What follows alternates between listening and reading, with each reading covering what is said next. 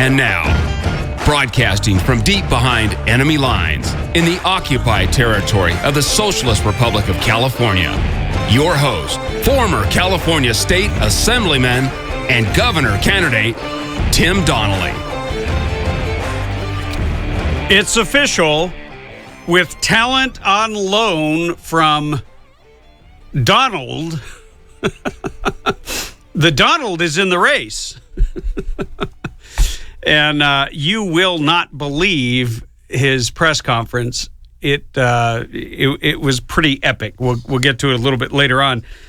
California, by the way, you're just tuning in to the Radio Free California Network. You're just in time because we're starting. The website is timdonnellyshow.com. Our phone number, in case you wish to join in the conversation, 323-746-TALK. That's 323-746-8255 for those of you who are driving. We have so much to get to, it's hard to figure out where to start, but I'll just tease a story. Assemblywoman Shannon Grove was accused by the left of linking drought to abortion.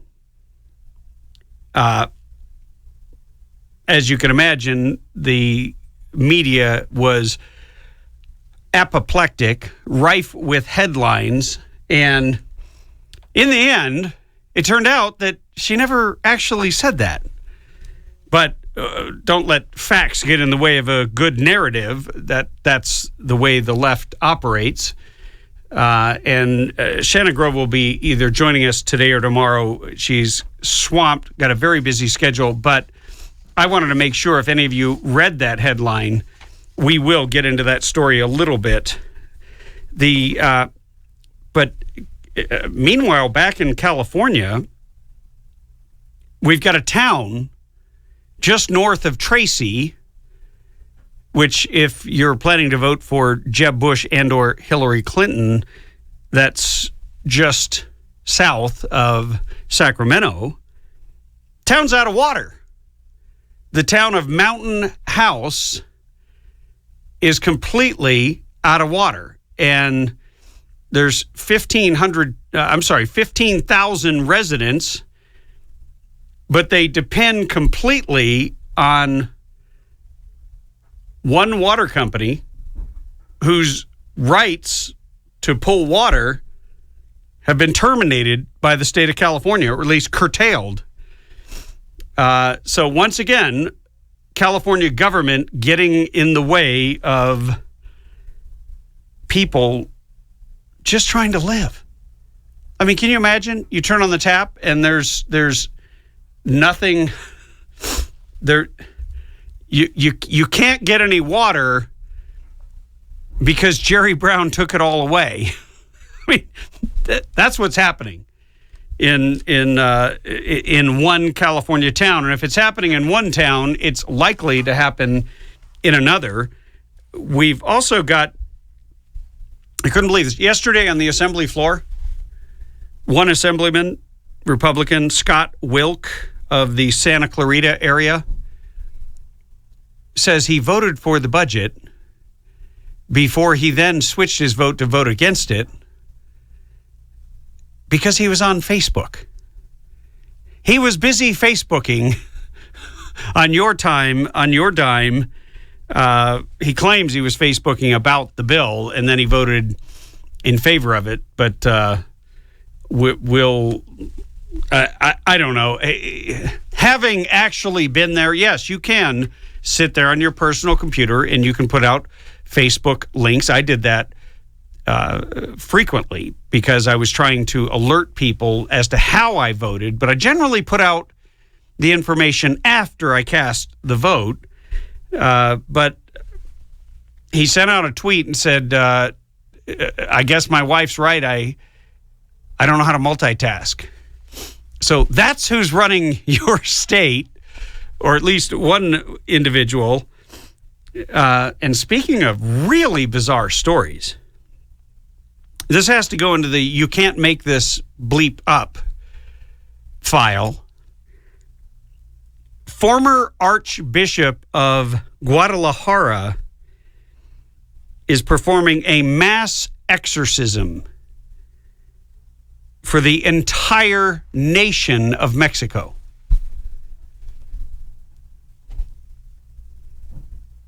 Yeah, I'm just letting that sink in there.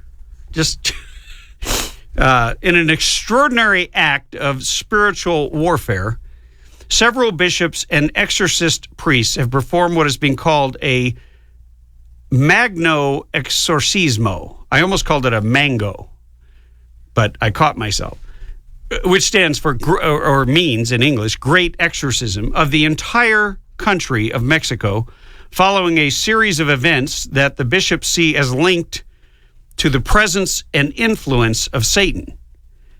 On May 20th, the former Archbishop of Guadalajara, Cardinal Juan Sandoval Iniguez, the Archbishop of San Luis Potosi, Carlos Cabrero, as well as several exorcist priests from various Mexican dioceses, held a closed-door exorcism ritual at the Metropolitan Cathedral of San Luis Potosi. Can you imagine if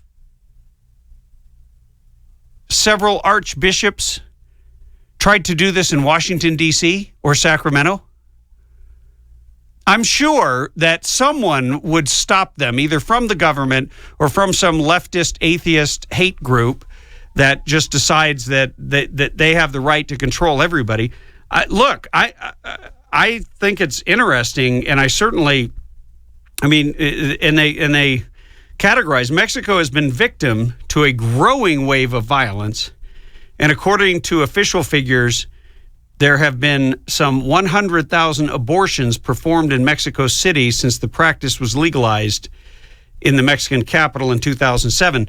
So here you have Catholic priests and archbishops and leaders of the Catholic Church in Mexico who actually oppose abortion and who are willing to stand up and talk about it. And yet, this story, I'm sure the left will ignore, but meanwhile, they go after my friend Shannon Grove, and because she made a single comment, they linked her words together, twisted them, squeezed out all the excess moisture, and then completely fabricated a new comment for her.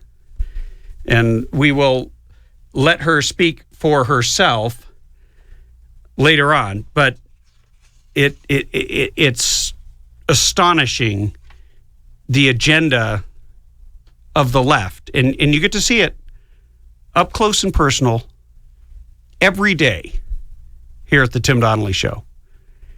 323-746-TALK is our number, 323-746-8255. If you want to join the conversation, we're going to take a quick break. More coming up right after this.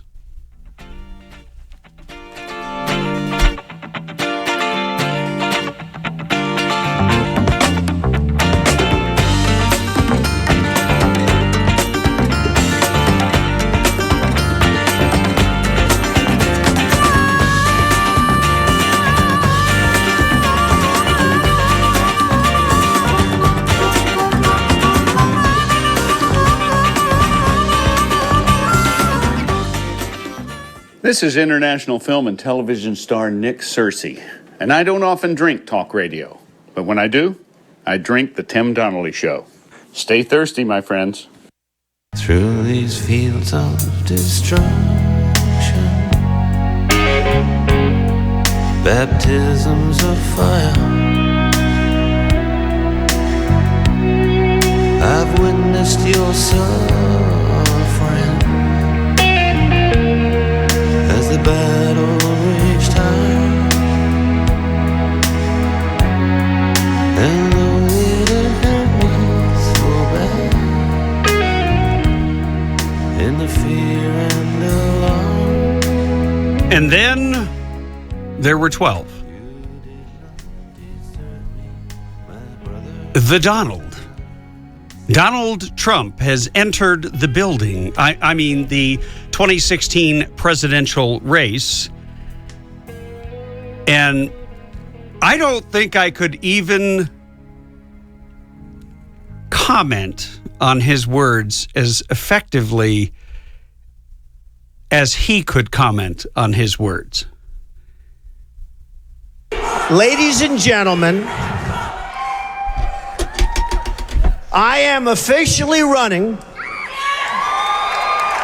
for President of the United States.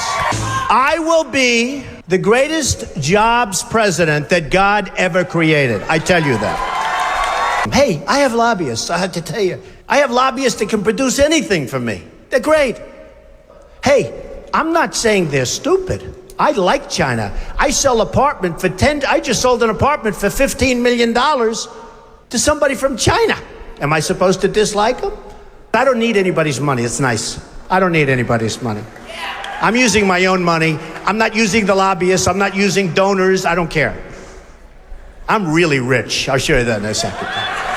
Saudi Arabia, without us, is gone. They're gone. When Mexico sends its people, they're not sending their best. They're not sending you. They're not sending you. They're sending people that have lots of problems, and they're bringing those problems with us. They're bringing drugs, they're bringing crime, they're rapists, and some, I assume, are good people. I would build a great wall, and nobody builds walls better than me, believe me, and I'll build them very inexpensively. I will build a great, great wall on our southern border, and I will have Mexico pay for that wall. Mark my words. Obama is going to be out playing golf. He might even be on one of my courses. I would invite him. I actually would say. I have the best courses in the world, so I'd say, you know what, if he wants to, I have one right next to the White House, right on the Potomac. If he'd like to play, that's fine. So as he opens his press conference, if you're watching the video, you get to see him looking down at his piece of paper as he says, "Ladies and gentlemen," and then he looks down. And I'm thinking, why are you looking down at your notes? Are you confused as to what you're going to say? It's not as if he has a wind up. He has a wind down after he makes the announcement. But he's, "Ladies and gentlemen, I have decided I'm going to run for president of the United States. Do you need, as a billionaire," I'm just curious, as a billionaire that wants to run the most powerful nation in the free world, certainly in the most powerful capitalist nation, do you need to look at your notes to see, you didn't want to mess it up and say I'm running for vice president or governor, I mean, or mayor of New York? And then my favorite part is where he just keeps saying, hey. He sounds like some Goomba down on the corner that's, in New York that's trying to sell you something as you walk by. You know when you go through the mall and these shy young people approach you and try to sell you a phone, even though you already have one in your hand, or they try to sell you a plan. They don't do that in New York. They're much more aggressive. That's what he sounds like. And then he just brags. I mean, this guy's going to be highly entertaining. I will give him that. Did you hear who he's thinking about running for VP? No, I'm so caught up on the rest of his ignorant speech. I don't know what he's talking about. Whoa! I don't know if I would classify him as ignorant. I would classify a lot of what he said as deeply offensive. If you're Chinese, he basically called you stupid. If you're Mexican, he called you a rapist. This is the guy that's going to gallop in and outsmart all the politicians. But he also, in case you're an outsider, kind of Tea Party type individual, you have that attitude, he's got lobbyists. He tells you he's got lobbyists for everything. He basically says, I can buy everything and anything I want, and I'm super, super rich, but I'm going to be the guy that's going to fix everything. So, the VP? Who? Oprah Winfrey. What? I thought you were going to say, shut up. No. Well, it's literally, it's all over Twitter, and he says, just quit now, everyone else. Because I get Oprah Winfrey, the game's over.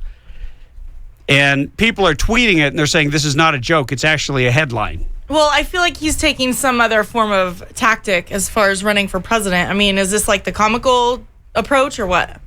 Well, no, I think he's a serious individual. Certainly, he's an accomplished individual. Very. He cares about our country. He made a whole lot of other points. They started fact checking him. He said that the United States is behind 25 other countries in education, and that's true. If you evaluate strictly math, reading, science, and all these other things, there's all kinds of countries that are ahead of us on test scores. Oh yeah, most kids are in college by the time ours are just graduating high school. Yeah, but they all want to come here. I mean, I hate to be the lone voice of America is an exceptional country, but maybe there's a link between freedom and opportunity and wealth and the fact that we have a construct, which we, of course, talked about on Magna Carta Day, a construct of freedom to limit the government's encroachment and to limit the government becoming an obstacle in your life. So the fact that Liechtenstein is ahead of us, I could care less. Now, should we do better in math and science? Yes. But if you look at a country like Vietnam, the average income is $5,000 a year. Now they're ahead of us in mathematics by a couple of percentage points. The average income in the United States is $53,000 a year. Average is $53,000 a year? That's what this article says in the $53,470 for the U.S. $5,070 for Vietnam.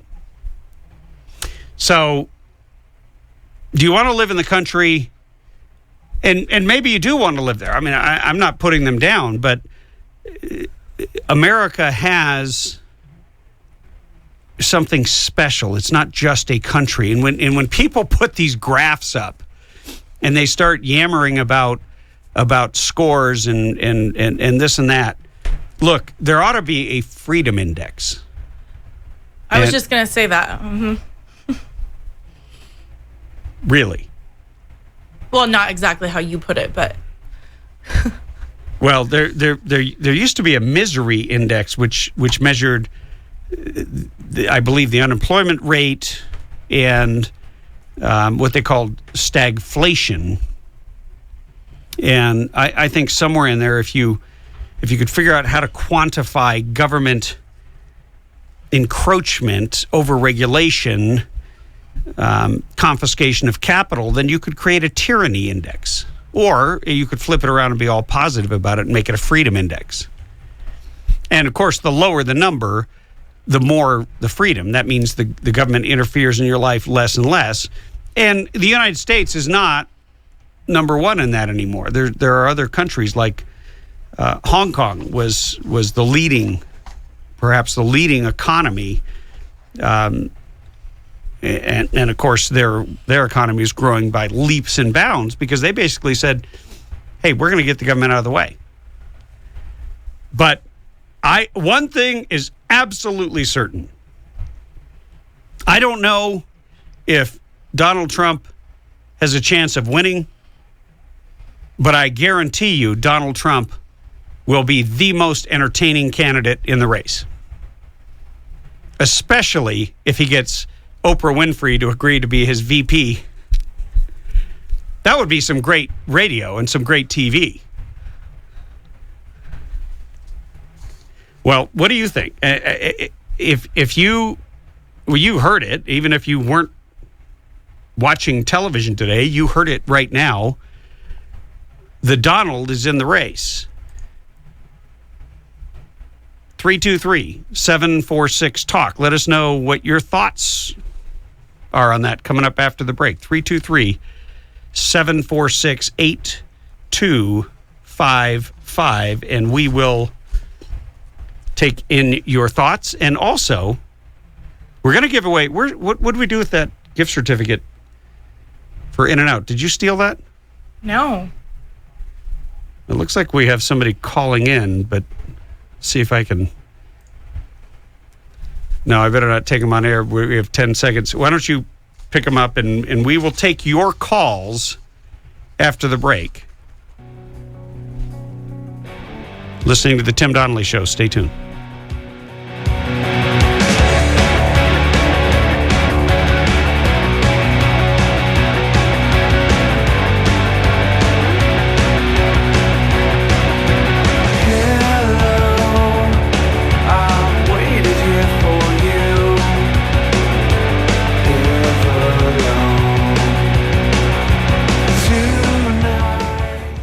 If you've been listening long to the Tim Donnelly Show, you know that we talk constantly about defending freedom and about defending our natural inalienable rights. The Firearms Policy Coalition is a partner of the Tim Donnelly Show. But more than that, they're on the front lines every day in Sacramento and all across the state, in the courts, defending your Second Amendment right. That is a natural right that the government merely acknowledged in the Second Amendment. If you value your freedom, then you need to join Firearms Policy Coalition. Become a member. I'm a member, and I'm happy to support an organization that is doing such an incredible job. Go to joinfpc.org. The Tim Donnelly Show sent you. Or go to timdonnellyshow.com and click on the FPC link to make it easy. But whatever you do, join today. FPC.org.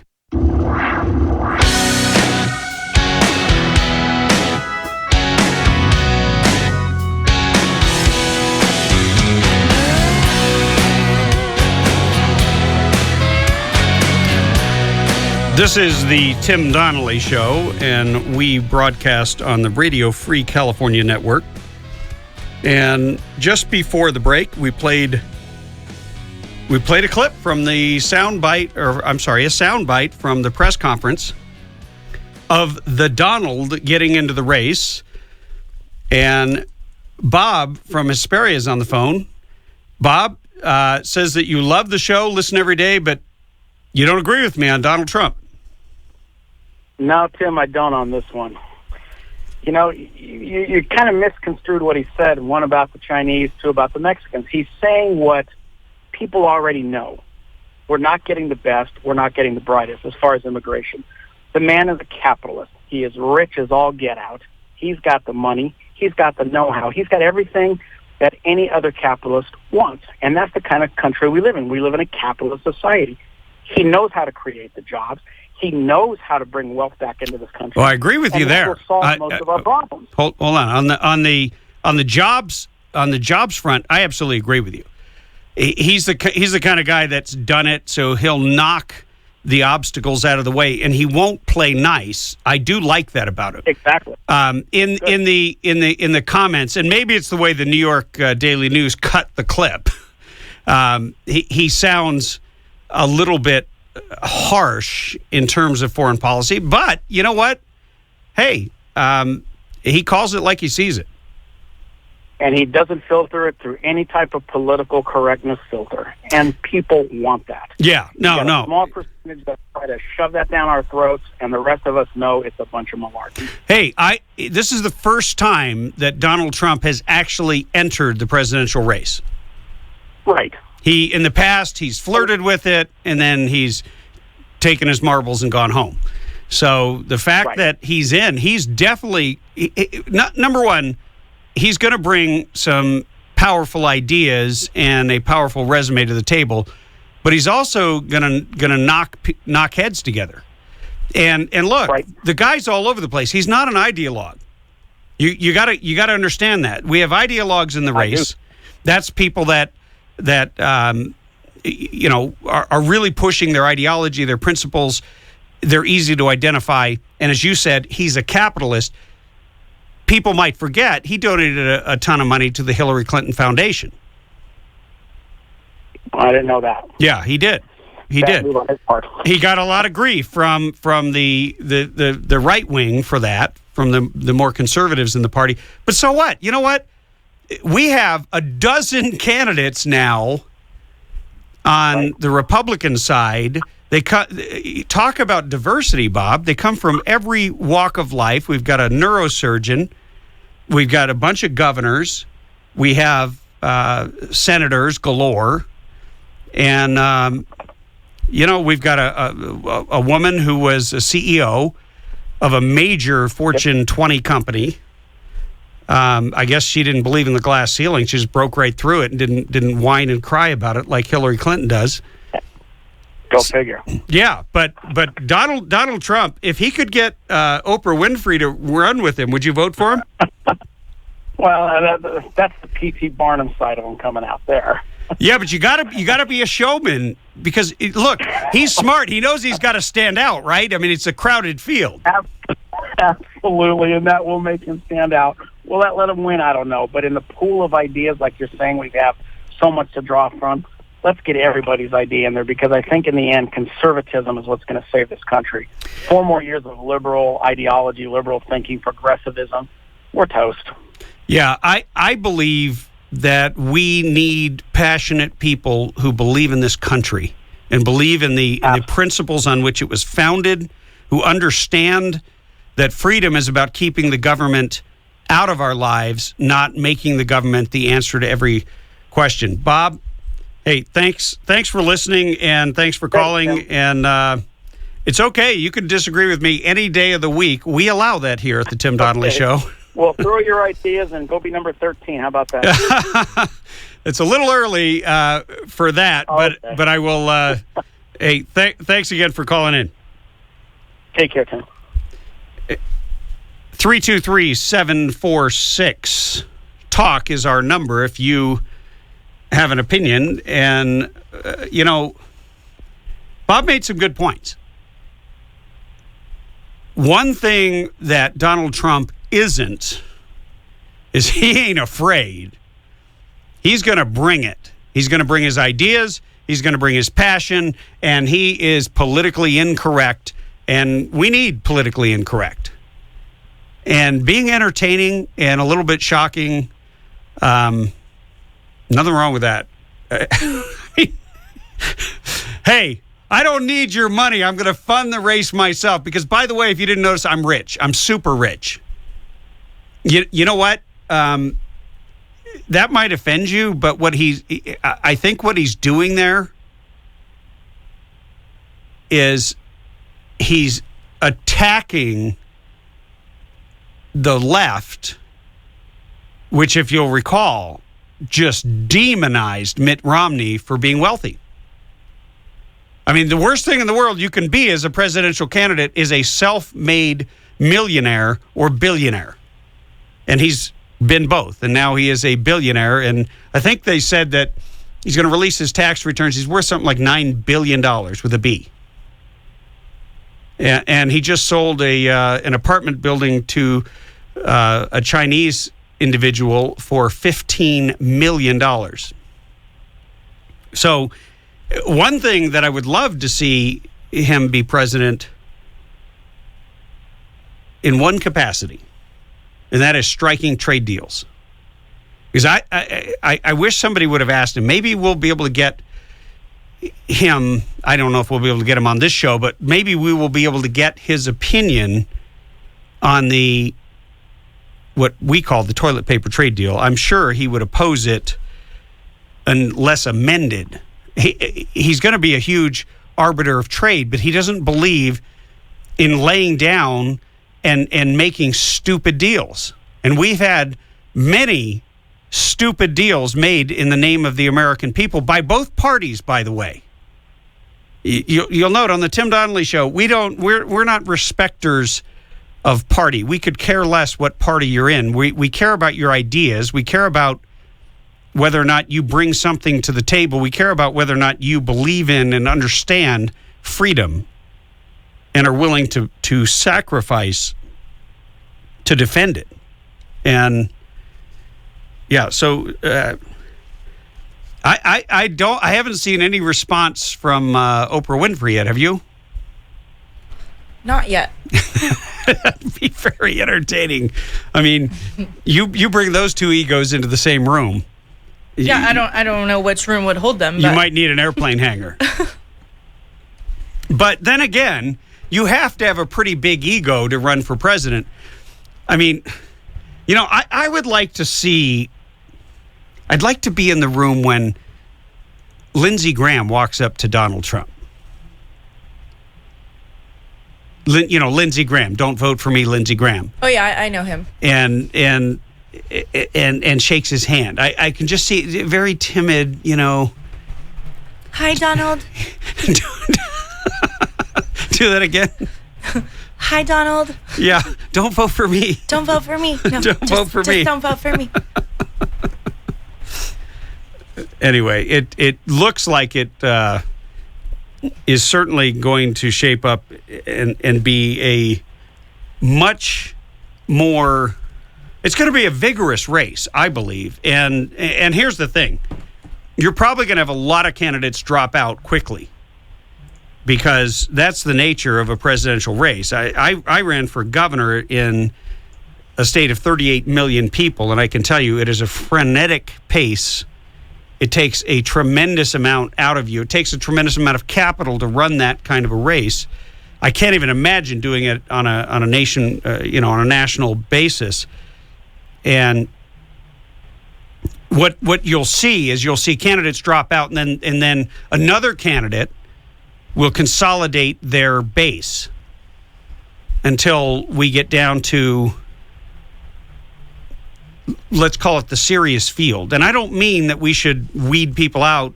I'm not making an opinion about who should be at the debates. I've always believed, hey, have a free-for-all.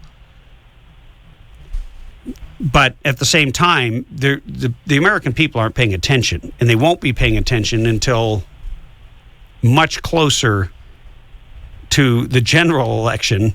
They do tune in when we get the actual nominees. People pay a little bit of attention then, and then they tune out until about a month out from the election. So that unless something major is affecting people's lives, they're not sitting around thinking about politics. I mean, if you're in California, when they cut off your water, you start paying attention to who the governor is. And I bet there's a lot of people in this little town of Mountain House up just north of Tracy who are saying, what happened? What did we do wrong? California is going to be a very interesting battleground for a whole lot of ideas. We've already seen candidates like Hillary Clinton weigh in on the SB 277, the forced vaccinations. She's totally in favor of it. So a lot of these different issues can serve as a vetting process for your candidate. And one thing we will do here at the Tim Donnelly Show is we will help you organize. And we will help you vet. And, I've been looking for that gift certificate. Do we still have that? We didn't give that out, did we? No. Well, we were going to have that contest yesterday. No, we did. We but started. It was a different one. Well, I'm ready for the real one. Okay. It's real simple.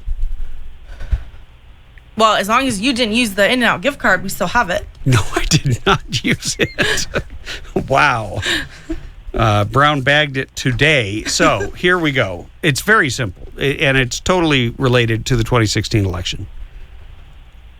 I want to know who can name all of the candidates who are currently in the race in both parties. We're not going to count third-party candidates. We're not going to count just actual declared candidates in both parties.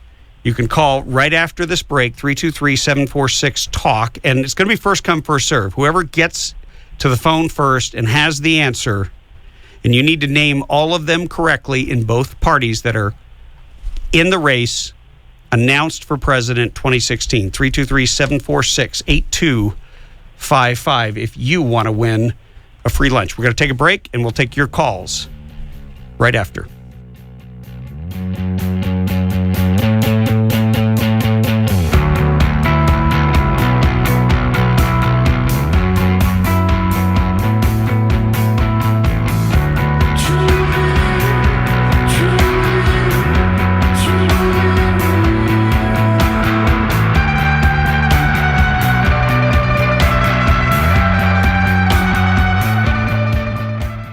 I just want to defend my friend Loretta Sanchez. That chick, she is one hot mama. And when she does that war cry, she usually does it right after. Oh, man, there's nothing in the world like making Loretta cry. You know what? I support Kamala Harris for U.S. Senate. I don't know about that Loretta Sanchez chick. She's out there doing that war cry. I thought she kept that stuff in the bedroom. Yeah, Loretta, you do it like this. Whoa, whoa, whoa, whoa, whoa, whoa. Yeah, I know.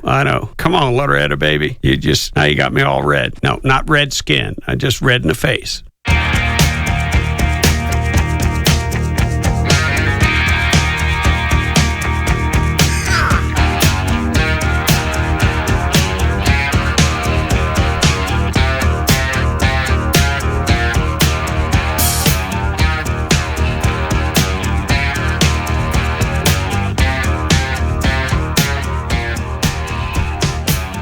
If you're just tuning in, you are listening to the Tim Donnelly Show on the Radio Free California Network. We stream live at timdonnellyshow.com. You can also connect with us on Facebook and Twitter. And our phone number, 323-746-TALK. Make note of that.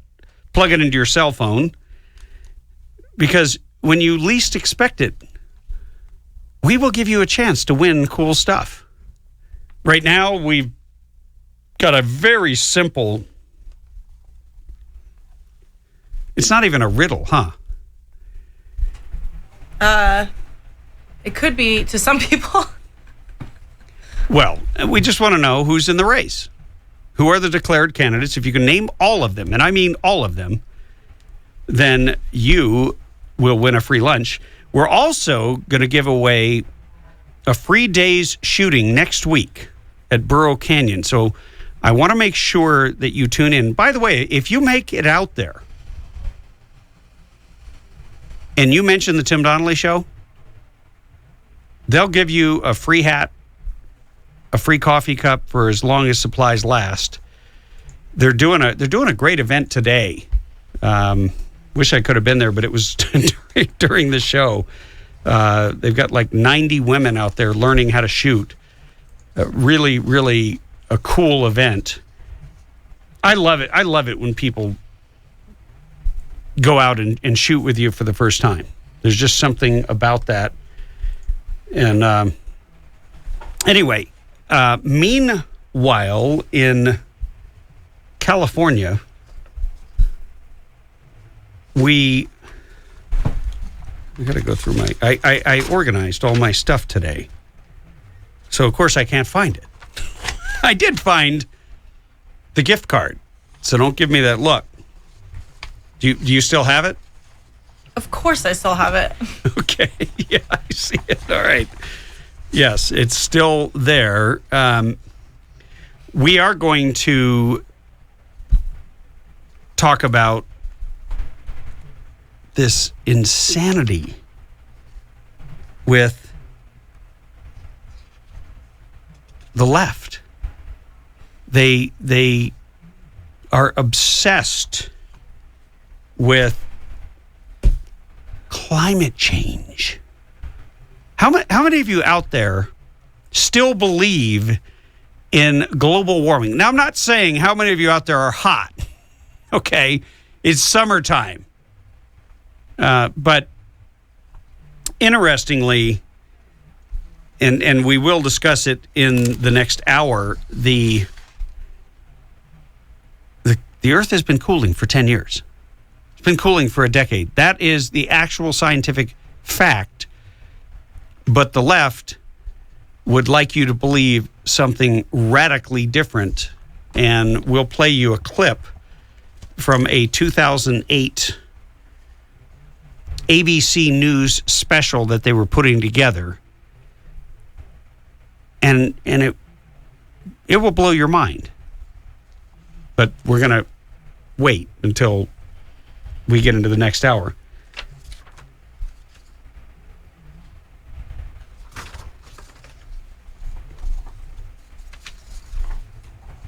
Now,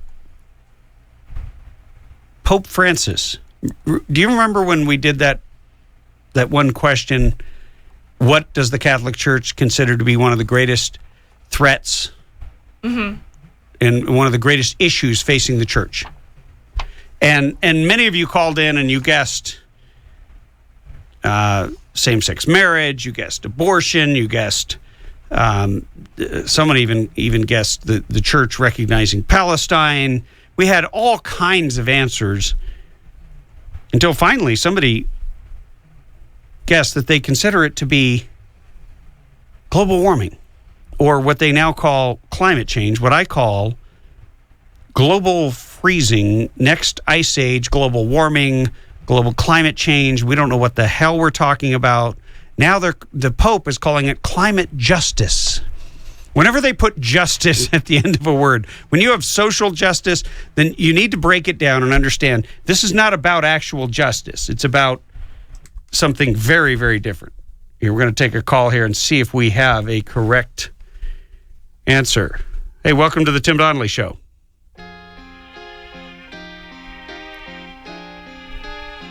I'm going to put you on hold. We're going into a break, so I'll take your call right when we get back.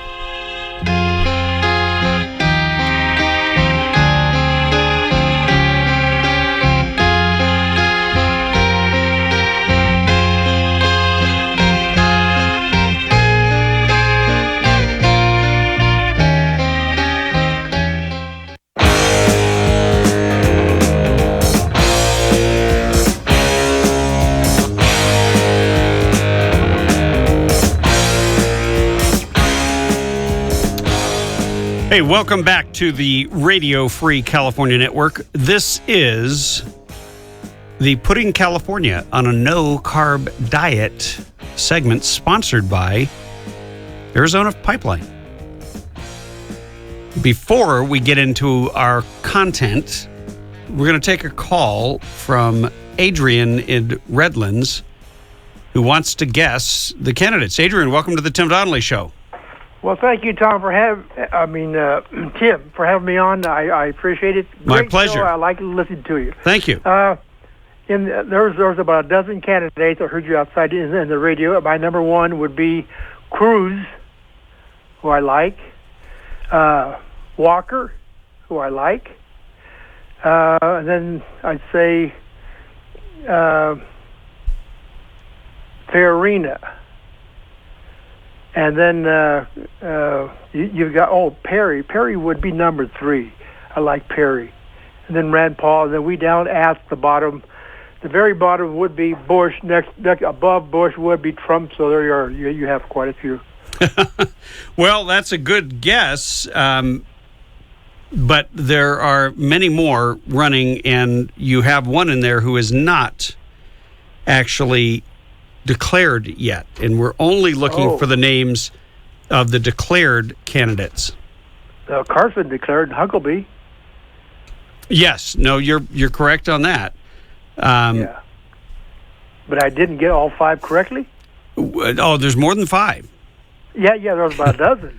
Yeah, and I'm looking for all the candidates. So I'm looking for the individual who can tell me every candidate running who is currently declared in the race. Jeb Bush.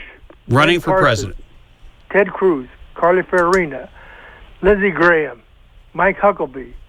George Pataki. Give me a break. Rand Paul. Rick Perry. Marco Rubio. Rick Santorum. And just declared Donald Trump. Are you looking... Right? I wrote them down earlier. I was trying to think. Well, I knew 5. I thought you wanted 5, and so I knew on top of my head. Hell, I knew 8 of them. But they're that's still not all. Still 4 more. There's 4 more. There's 4 more. Okay. All right. I'll listen to you. Well, thanks. Thank you for the call, Adrian. You're welcome, sir. Okay, Have you got a good it. Day. Well, it was a valiant effort, but it is not quite all of the candidates in the 2016 election. Hey, getting into this segment, putting California on a no-carb diet, we have a clip.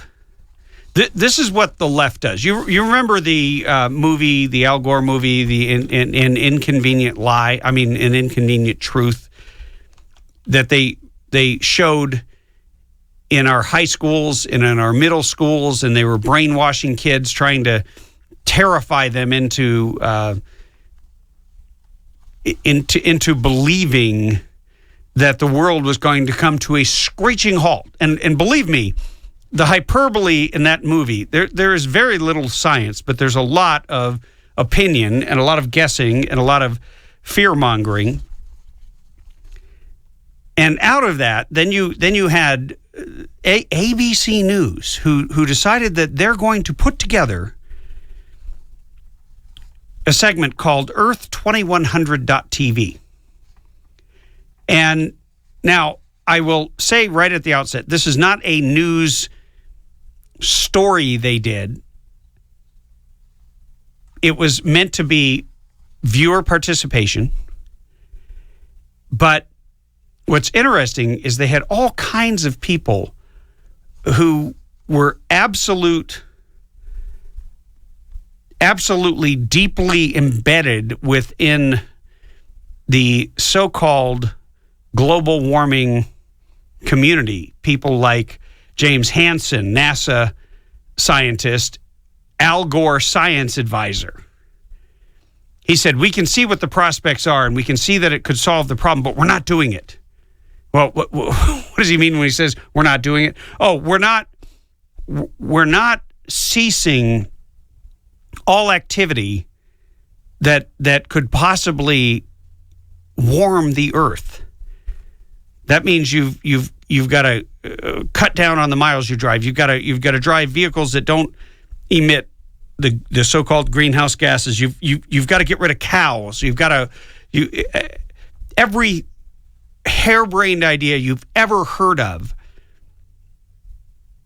was being advanced as a serious policy idea. Peter Glick of the Pacific Institute said in 2015, we've still failed to address the climate problem. Because what this segment, which we're going to play in a second, is the first stop on the way to 2100 is June 12th of 2015. There was another woman named Heidi Cullen who is from the Weather Channel. Now, you'd expect from the Weather Channel you would just get the weather, not a whole lot of politics and ideology. But she's a climate change expert.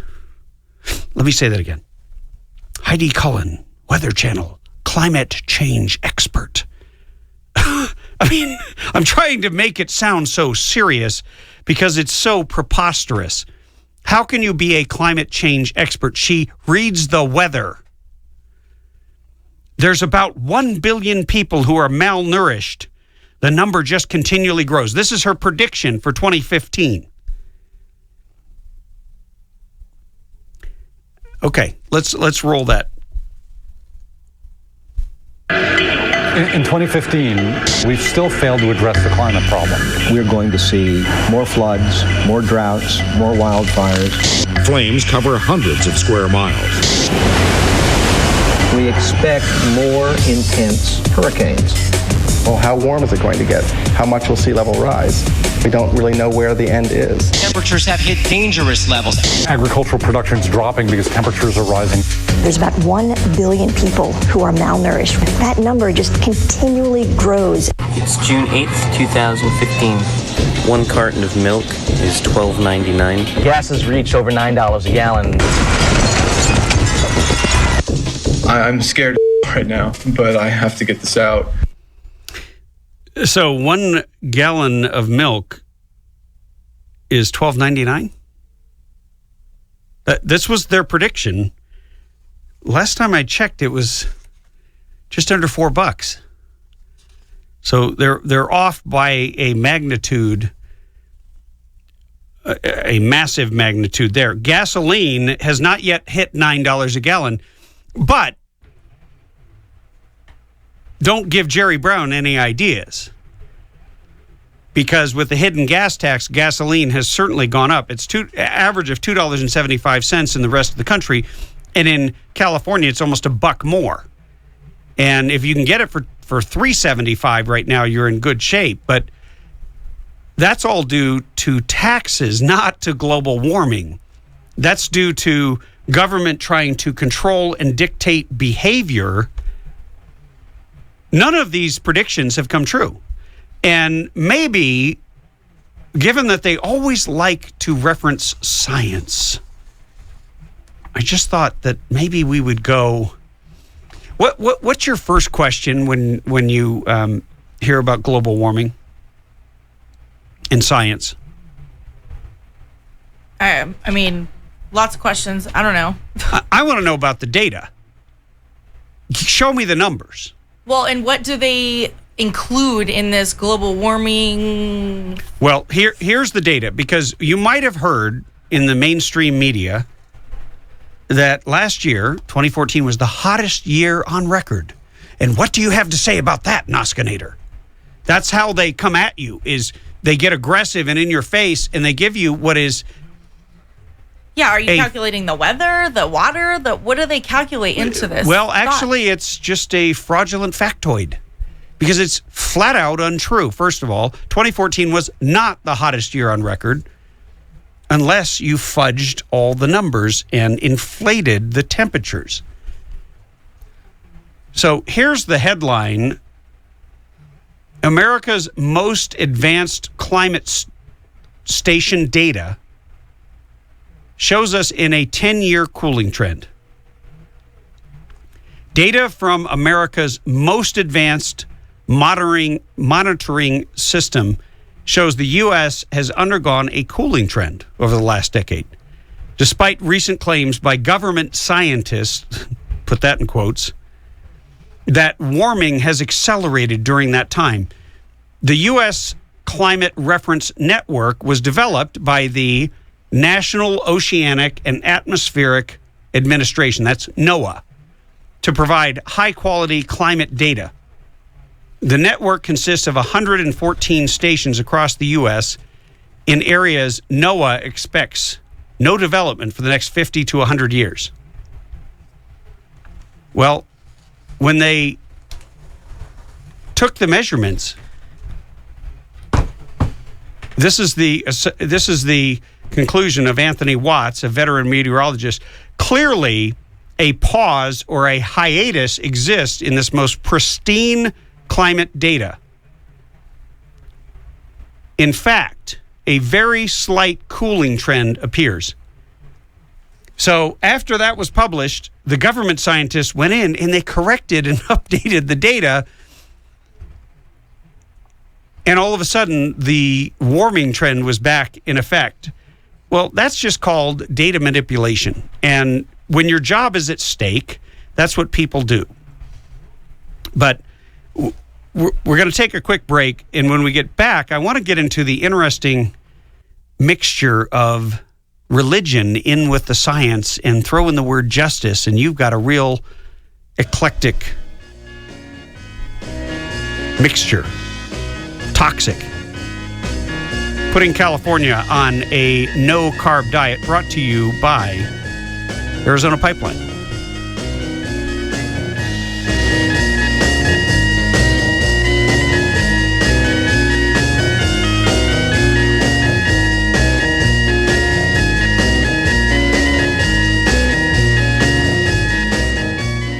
I'm Barack Obama, and I approve of the Tim Donnelly Show.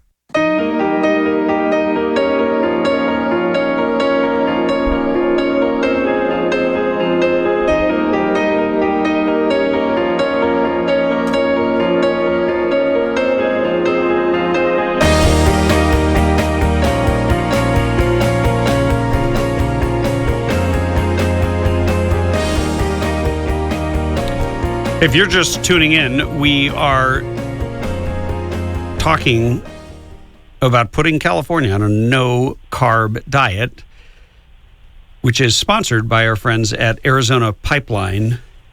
We're going to take a quick call from Joe in Hellendale, who wants to venture a guess as to all of the declared candidates in the 2016 election. Are you ready in there, Noskinator? Joe, I'm ready. Joe, welcome to the show. Hello, I'm here. All right, go. Okay, well, let me start with the Republicans. I've got a partial list. Some of them are in my memory, too, we got Ben Carson, Scott Walker, Lindsey Graham, Rand Paul, Marco Rubio, Huckabee, Carly Fiorina,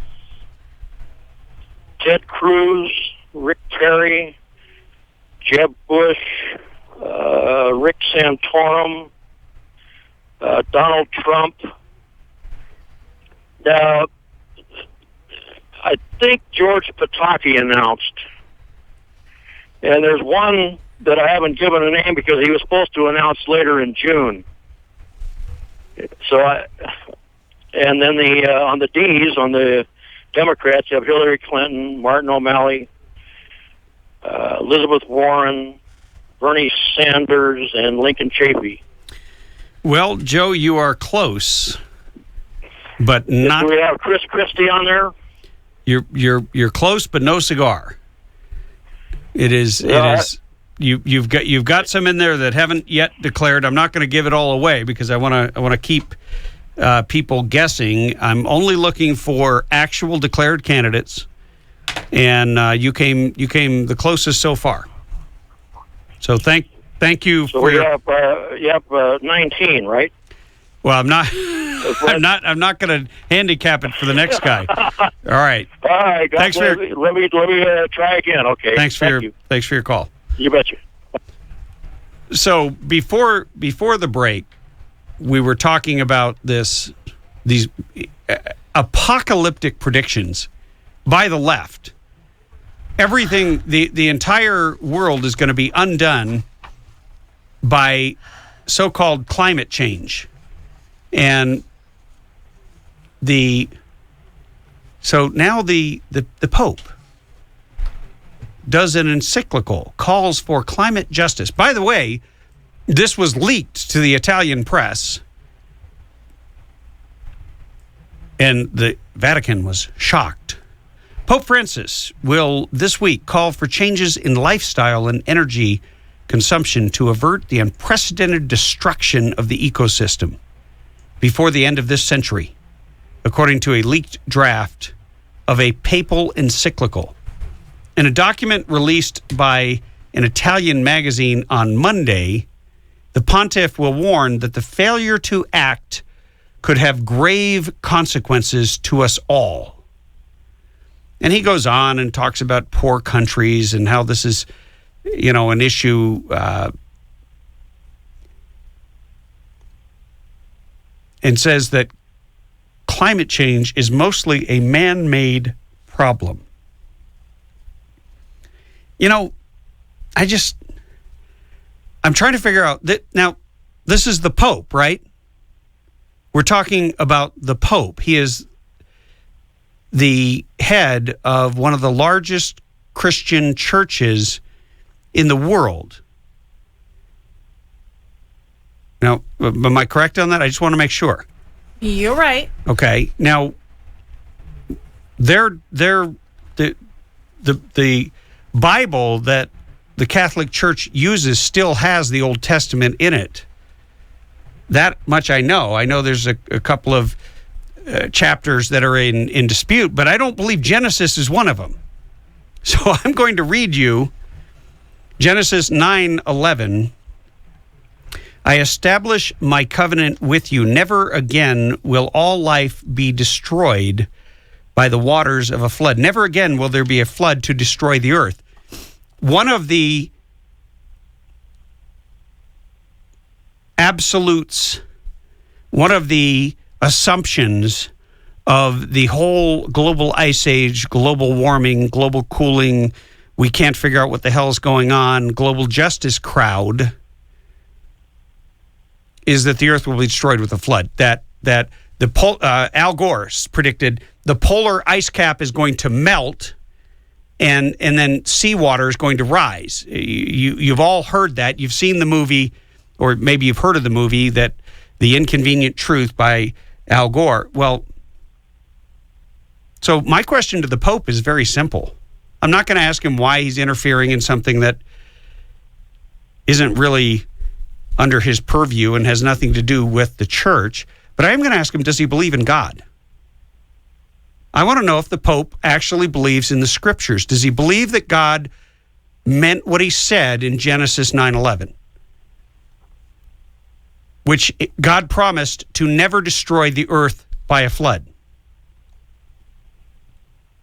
And global warming, if you believe in it, claims they will destroy the earth by a flood. And I couldn't help but notice when I was reading the initials of the organization, the government bureaucracy in charge of taking the temperature, it's NOAA. The National Oceanic, Atmospheric, etc. And when I was an assemblyman, there was a woman, and I kid you not, her last name was Nutt. She was a nut, was pushing an idea that there was going to be a massive flood, the kind that would literally transform the earth, cover it all with water, and we would all be washed away, just like happened in Genesis, that there would be a Genesis-like flood, all due to climate change, global warming, global cooling, whatever you want to call it. And so we now have the church weighing in, but I think that Catholics in particular should ask the Pope, don't you believe that God will keep his promise? Because why are you out here pushing something where you're going to give the government more control over our lives, all in the name of something that violates a basic tenet of our faith, which is if we believe that God is real and God will keep his promises, then the earth cannot be destroyed by a flood. It may be destroyed by other means, but it cannot be destroyed by a flood if you believe that. This has been the Putting California on a No-Carb Diet, sponsored by our friends at Arizona Pipeline.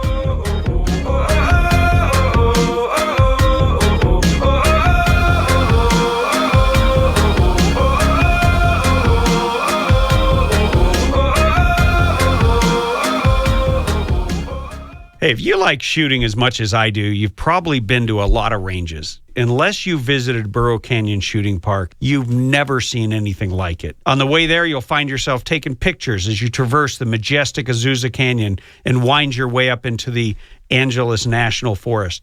With over 600 acres, including 19 private ranges, there's something for everyone. There's rifle and pistol ranges for beginners, right up to advanced shooters. And there's plenty of spaces to shoot sporting clay. You can make a family day of it, or you can bring a group for team building exercises. Bring a picnic lunch. On the weekends, they provide lunch. And don't worry, they always have ammo in case you forget yours or run out. One thing I can guarantee is that once you visited my friends at Burro Canyon Shooting Park, you'll be hooked and you'll keep coming back. BurroCanyon.com is their website, or call them at 626-910-1344, 626-910-1344.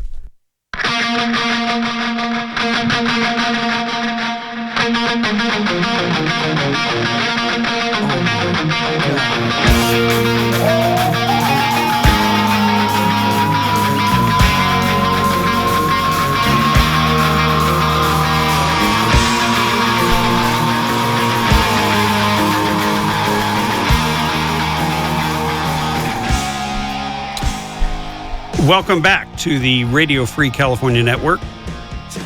We're going to go right to the phones and see if someone can tell us all of the declared candidates in the 2016 presidential election. Welcome to the Tim Donnelly Show. Hi, Tim. This is Linda. Hi, Linda. How are you? Where are you calling from? I'm Lake Arrowhead. Okay. Well, there are 12 Republicans and 4 Democrats. We've got Republicans. We've got Cruz, Paul, Carson, Fiorina, Rubio, Huckabee, Santorum, Perry, Bush, Lindsey Graham, Pataki, and today Trump. Democrats, God help us, we have Clinton, Sanders, O'Malley, and Chafee. Well, I think that's it. By golly, Linda, I think you've done it. Is she correct? We have a winner. The Noskinator was in there checking off the boxes. And Linda, you have done it. You have won the free lunch, the gift certificate for In-N-Out Burger. Congratulations. Fantastic. Can I say one more thing? I'm so glad you have the radio show, but I supported you for assemblyman and governor. And I'm sorry you didn't work out for governor, but I support your show. I think it's great. You've got a great venue to reach people with your conservative talk. But anyway, last week you talked about Prop 13. And does anyone ever mention the bonds and assessments that they've tacked onto our tax bills, the school bonds, college bonds, park bonds, water bonds, hospital, paramedics, vector control, and up here we have the fire tax? Not really, because other than the fire tax, most of those, the people vote on themselves. I know that. And when are they going to wake up? Well, and the sad thing is that you have people voting in favor of a bond that they will never have to pay because they don't own property. Exactly. Oh, I hear you there. But that fire tax, that fire tax is absolutely, unequivocally illegal on several fronts. When I was an assemblyman, I fought that, exposed that, challenged the Board of Equalization to stand up for the Constitution. And that thing needs to be repealed, and the money needs to be given back to the people that it was stolen from. Right, but all these bonds and assessments and the fire tax, it waters down the savings of the Prop 13 that was put into place to save homes for older people. I mean, when are people going to wake up? All of these school bonds and college bonds, it's all unions.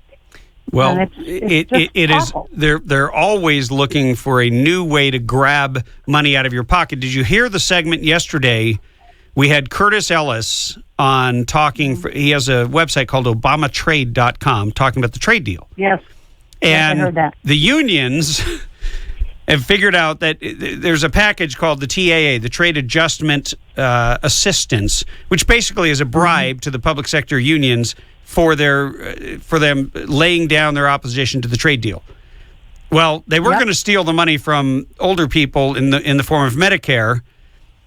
Now they're going to steal it from small business owners who miss a paperwork deadline or inadvertently don't send a 1099 to someone. They're going to get a massive fine that is going to be used to subsidize public sector unions who already have a better pay, better retirement, better medical program than the vast majority of Americans who are paying taxes to support all this.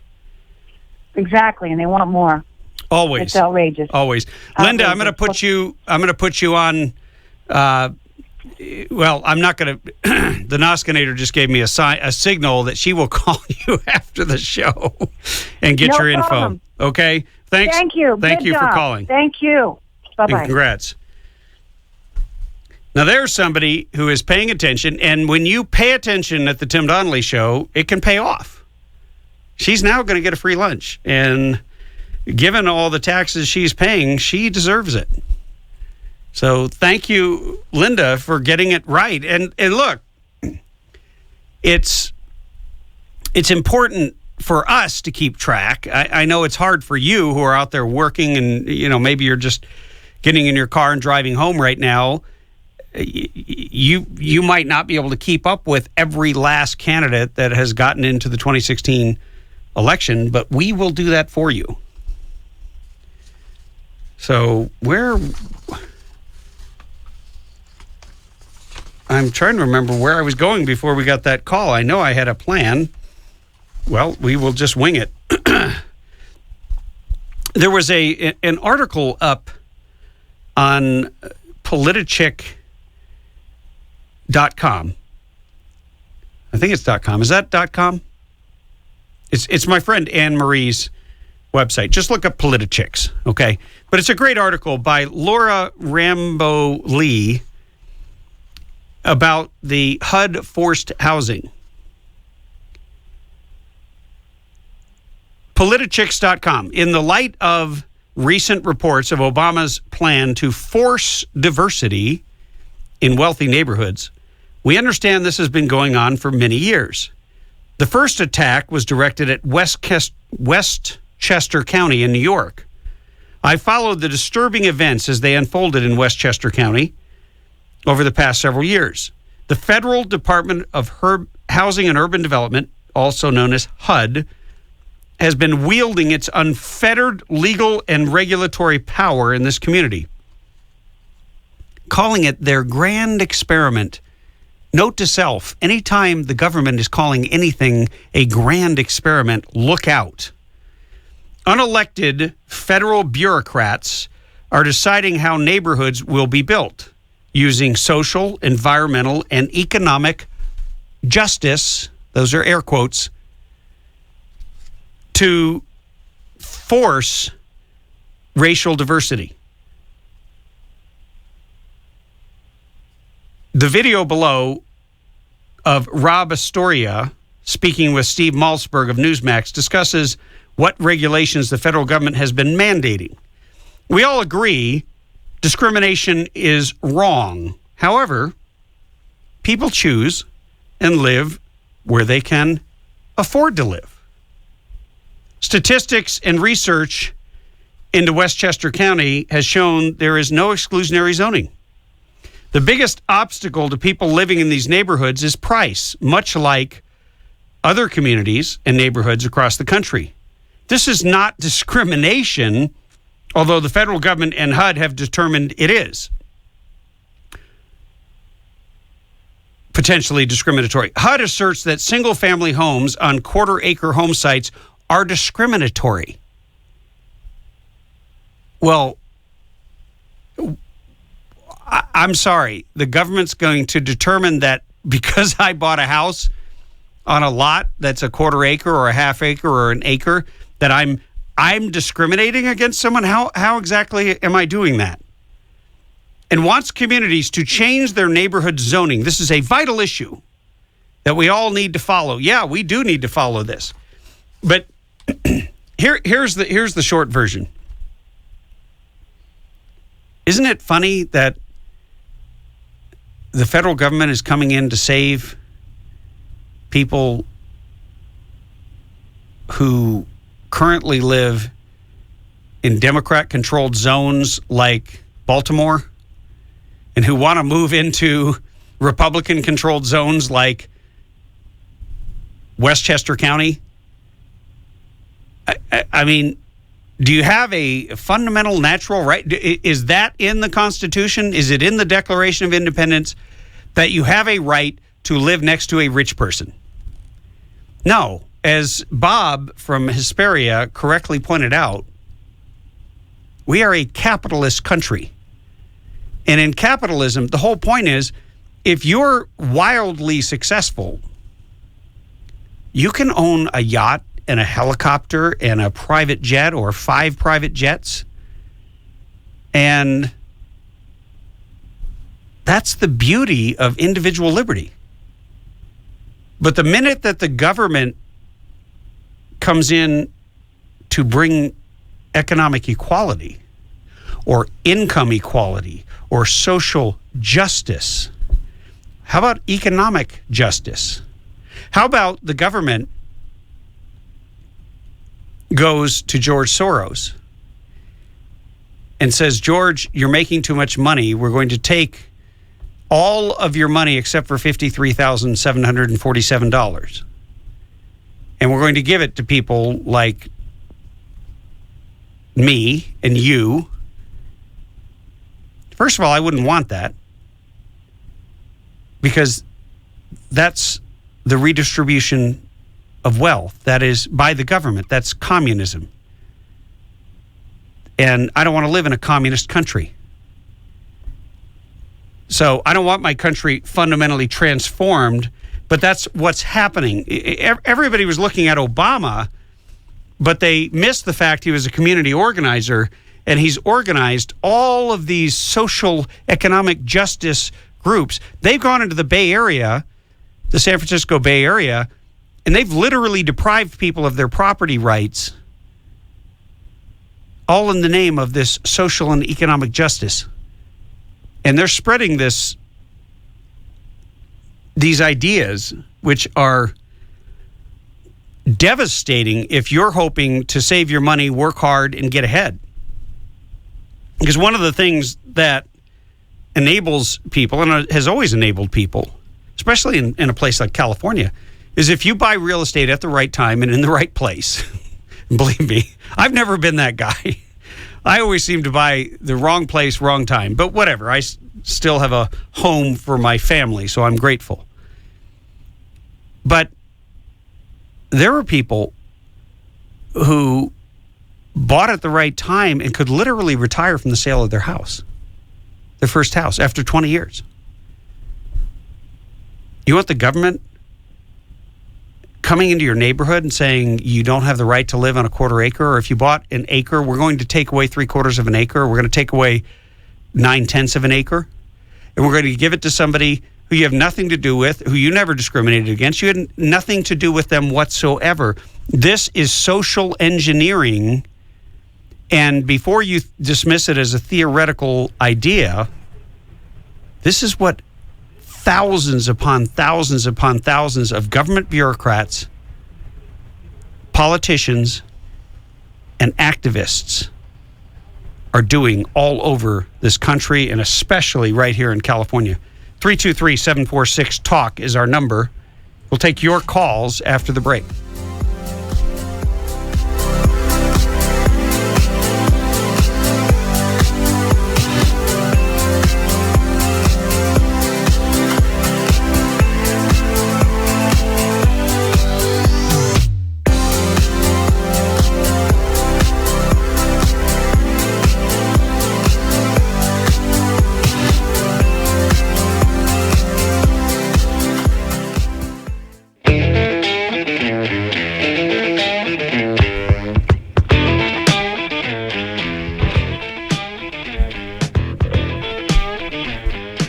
Welcome back to the Radio Free California Network. I am your host, former California State Assemblyman Tim Donnelly. Our phone number, should you choose to become part of the conversation, 323-746-TALK, 323-746-8255. And before the break, we were talking about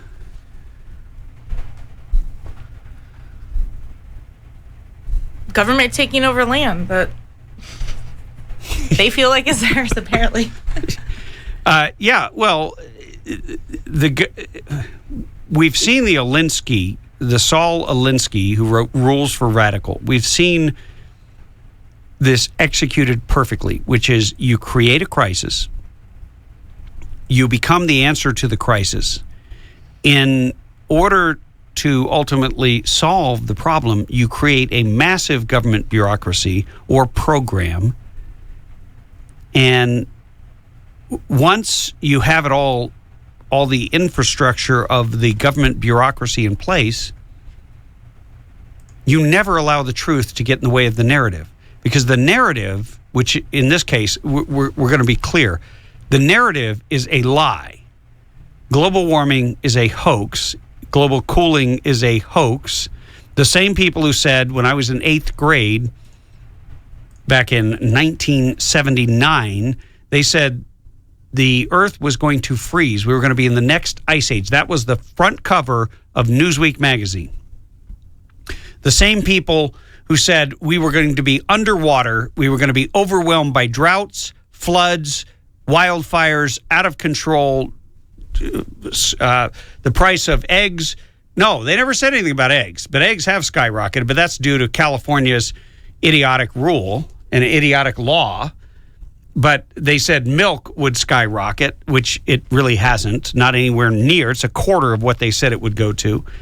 Gasoline is higher, but only because of Jerry Brown and his unelected board CARB. So when you really look at what's going on, and then you even see the Pope getting into the action, do you know what they're calling for? They're calling for a massive global governance, the same thing they're trying to push through this trade package. And on the break, you asked an interesting question about how this relates to the train, the high-speed rail. Yeah, well, they want to build this train, but is there just magically that strip of land that's going to go from NorCal to SoCal that's available? Oh, no. They're stealing people's land using what's called eminent domain. And when the government comes in and says, oh, we're going to take your land and we're going to pay you fair market. Well, fair market is whatever the government tells you. And in many cases, they took people's businesses, put them out of business, destroyed their livelihood, all because they're hell-bent on building a high-speed rail so that Jerry can hobnob with all the elitists in Europe and say, yeah, we have a high-speed rail now. Well, last time I checked, when the government runs railroads, they tend to crash. The Amtrak crash in Pennsylvania should be a warning to California before we put the government in charge of running a railroad fast enough that could kill more people faster. And that's the only way I'll ever look at that. I want them to pave the roads, widen the highways, improve the existing infrastructure, understand that we're not getting out of our cars in California. Well, and that's the culture. The culture in America is to drive the car. I mean, in European countries, other countries, their culture is to ride bikes and, take some of that transportation. Right, but in California, we are a car culture. Yes. We are a car culture. Very different. Because we want to jump into our car, take off. We don't want to be on timetables and schedules. We don't care if the train's running on time. We don't want to be in mass transit. We're individuals. Hey, stay tuned. Got more coming up on the Tim Donnelly Show right after this break.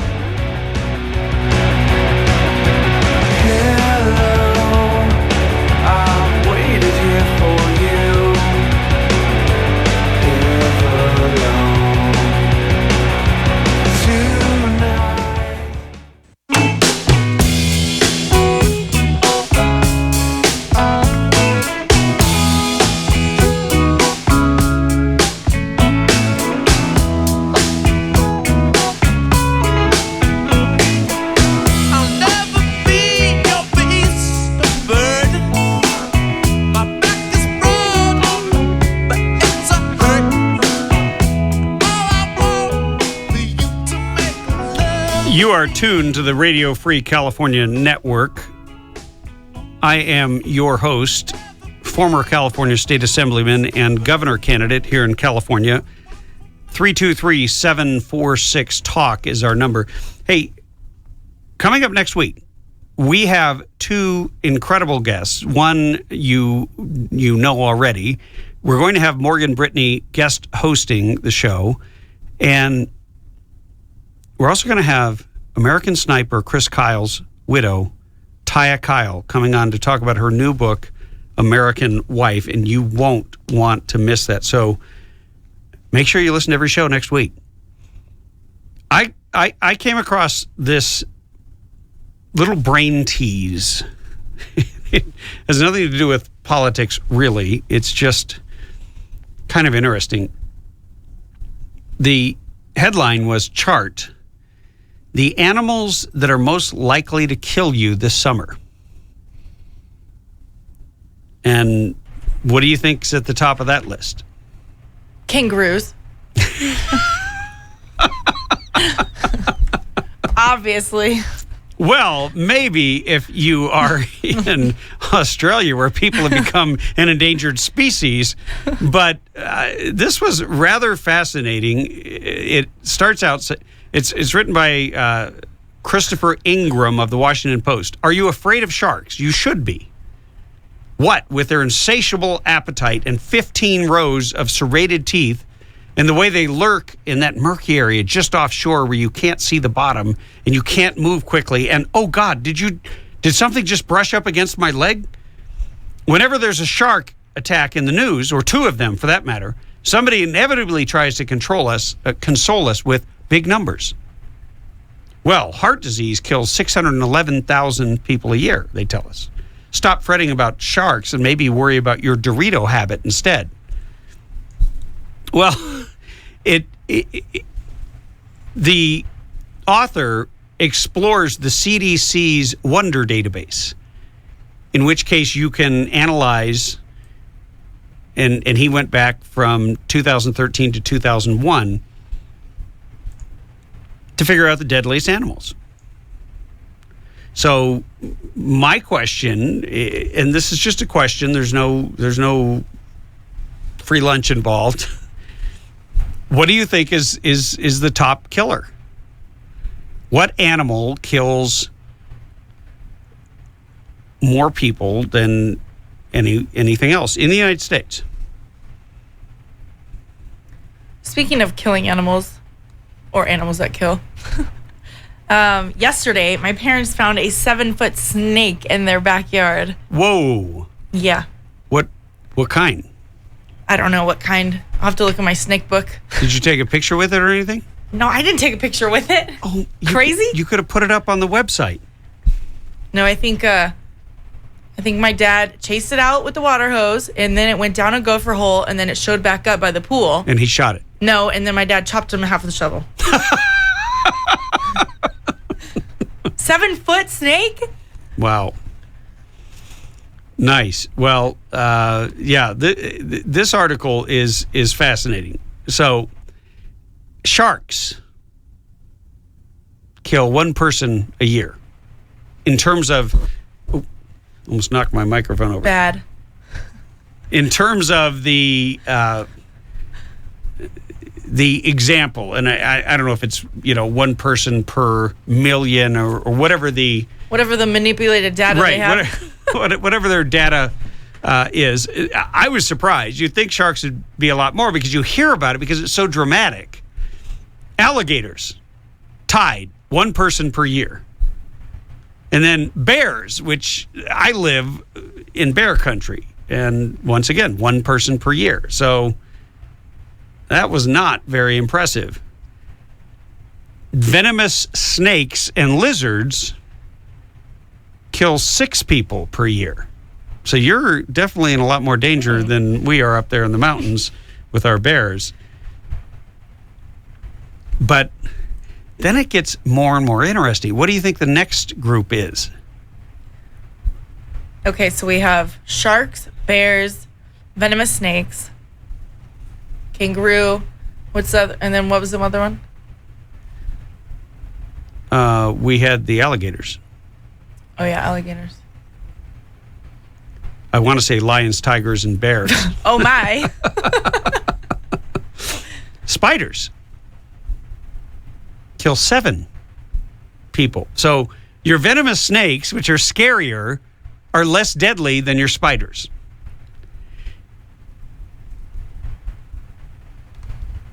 I'm waiting to see if anybody's going to weigh in with any kind of a guess, but I don't think they are. So I'm just going to go ahead and keep going up the list. Your next group, this is so counterintuitive, non-venomous arthropods. Well, I was like, what in the heck is that? That means ants and things of that nature. Non-venomous. So little things that bite. Yeah. Little insects that bite? But they're non-venomous. Okay. And they're arthropods. They kill 9 people a year. So how do they kill you? Because he doesn't go into detail on this. I mean, I can see people being allergic to ant bites and stuff like that. But your non-venomous arthropods, I mean, we do have a movie coming out called Ant-Man. Of course we do. 9 times more deadly than the shark. The next group may shock you. And when I read it, I thought, oh, I know, I got this one. Cows kill 20 people per year. And I was thinking, are they talking about cheeseburgers?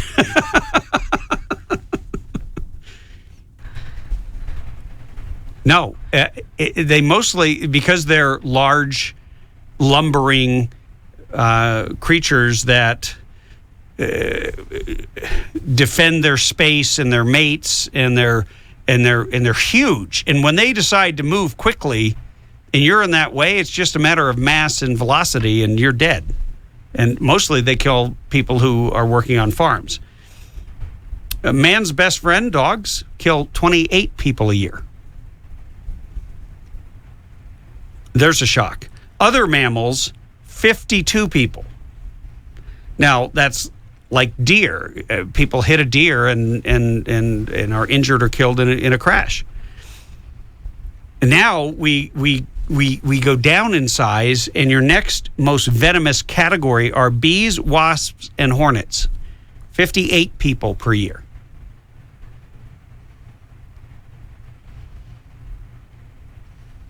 Yeah, the non-venomous arthropods are various ants and other terrible non-poisonous bugs. I wish somebody could explain to me how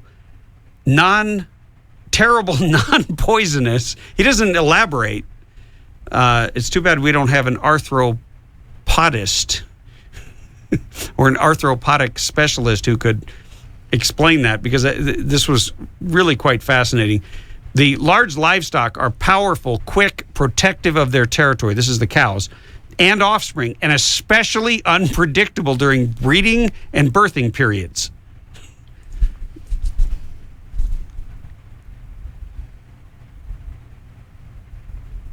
Now, with the bees and the wasps and the hornets, that's anaphylactic shock. Everybody knows about that. But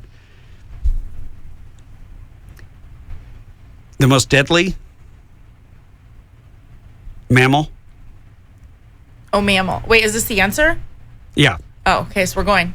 Do I need a drum roll? No. Oh. But the most deadly is man in a car. Motor vehicle deaths. 33,000. And it's funny. They put up a picture of a car, and you have to keep scrolling and scrolling down this way. And then they have a picture of a cat running around, sliding across. They said, oh, in case you're wondering if we're there, we're not even halfway there. Then you get halfway there, and they have another cat video. It's really rather clever and ridiculous. But then you get to the very, very, very bottom of the article, and it's motor vehicle deaths, traffic deaths. It's that's a massive number. But I was just surprised. You know, what you think you know, and then you find out what you know.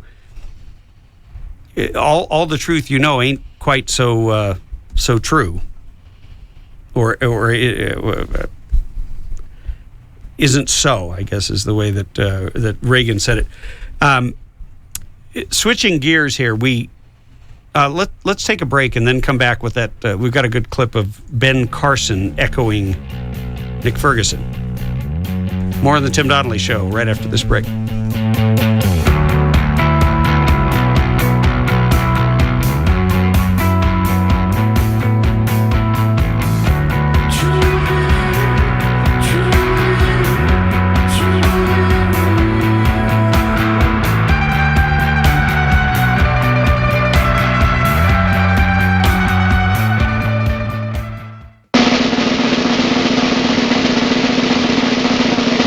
I'm Barack Obama, and I'm the #1 fan of the Tim Donnelly Show.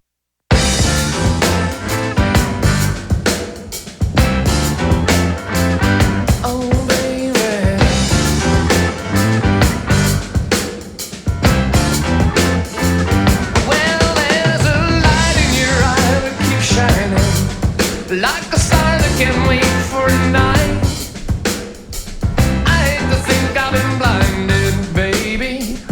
Well, there's a million polls being done right now in the 2016 election, and you should take most of them with a grain of salt at this point.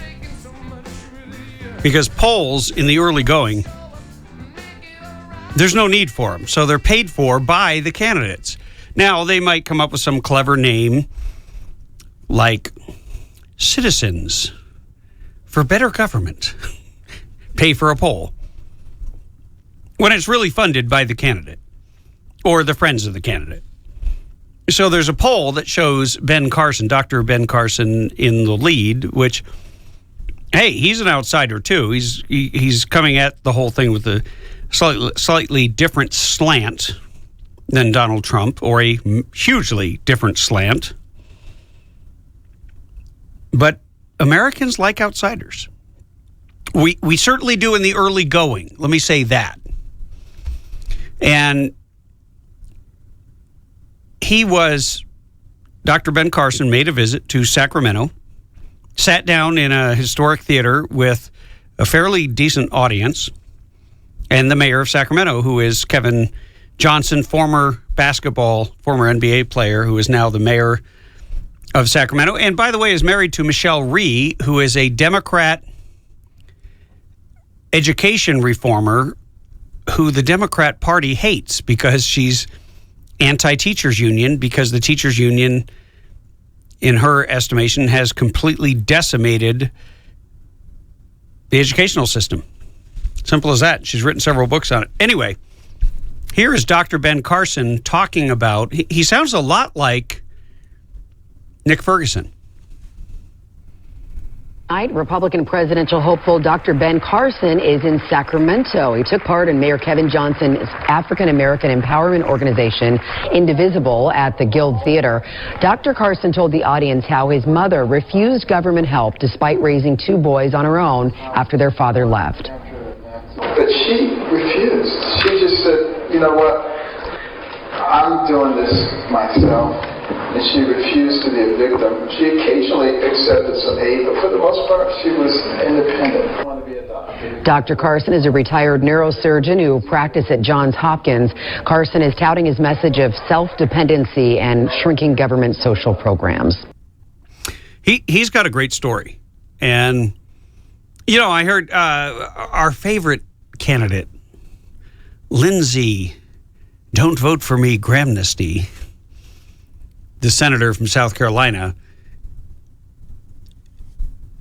has stated that he's so excited about Caitlyn Jenner being a Republican. Well, I don't know what to do with that. I don't think that the transgender community is very large. I know it is very vocal, but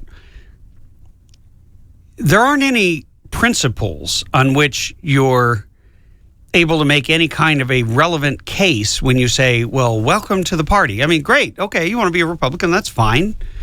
It's a big tent. That's nice. I don't have anything against Caitlyn. I don't know whether to call her a man or a woman. I'm just confused on that, and maybe somebody out there can straighten me out, but well, straighten me out. I didn't mean it that way. All right, but wow. But here's 323-746-TALK, just to make it easier for you to do that, should you so choose. But with Ben Carson, first of all, his campaign was born out of his comments in front of Obama. He spoke truth to power when the Democrats still had control of everything, and he was asked to be the speaker at the National Prayer Breakfast. And he said he didn't believe in Obamacare. He thought it was wrong. He thought it was socialism. He thought it was he thought it would make things a lot worse. And he said, why don't we simply empower the people? And if you're going to help people, give them a health savings account. Give tax credits for health savings accounts. Let's use the market forces to bring down the costs in medicine. It makes a lot of sense. It's the way a lot of people operate. They just pay cash. And when you pay cash, you can negotiate.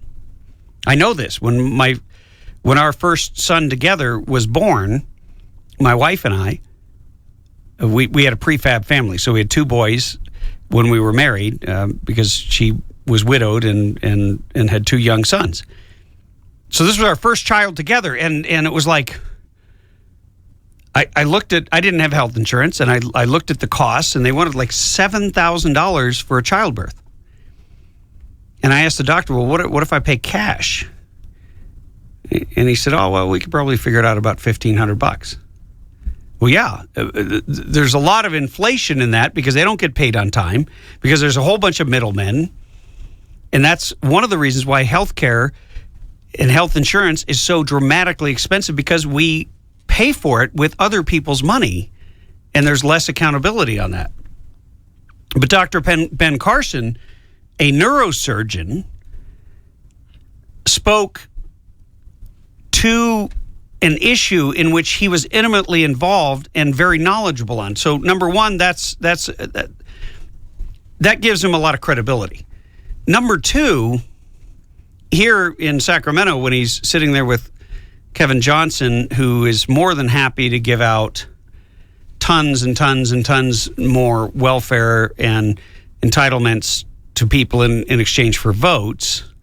He's the mayor of a city that just eminent domained and stole a mall away from the people, and they jammed a basketball stadium there.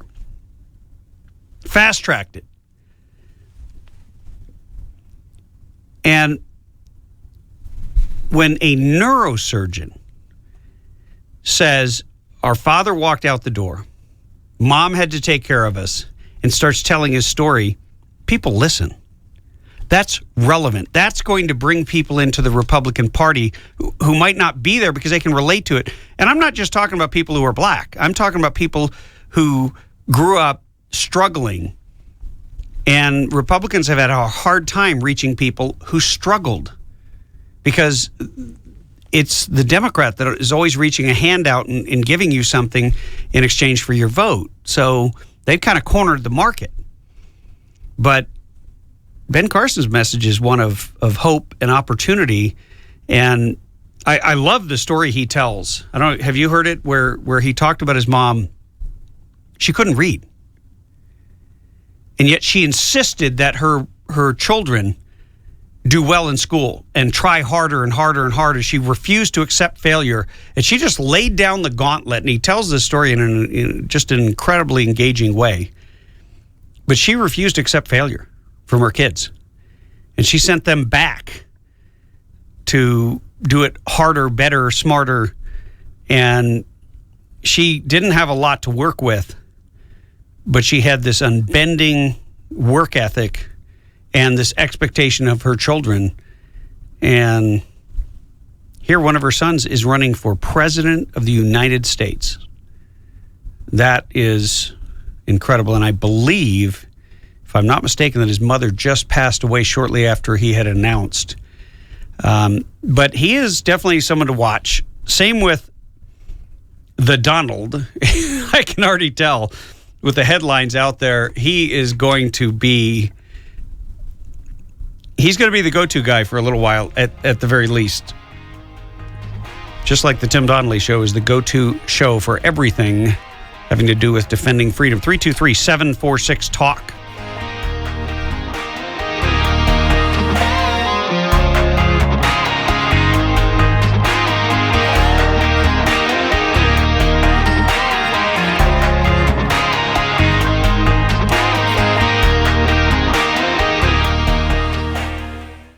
Don't you think it's about time you treat yourself or someone you love to something very special? Well, Ozell Jewelers, the finest jewelry store in the high desert, is known throughout the high desert for having the largest variety of fine-looking jewelry and gifts for every special occasion. Ozell custom designs and manufactures their own jewelry, so you'll be able to find exclusive, one-of-a-kind, stunning styles you won't find anywhere else in Southern California. If you're looking for fine jewelry at unbeatable prices, Ozell Jewelers is the place to go. Show appreciation to that special person in your life with something special to cherish forever. Ozell Jewelers, voted best jewelers in the high desert by the Daily Press regularly for years. Ozell Jewelers has been putting smiles on high desert faces for over 30 years. Ozell Jewelers in Rancho Cucamonga, Palm Desert, and Amargosa Road by Red Lobster in Victorville. Ozell Jewelers.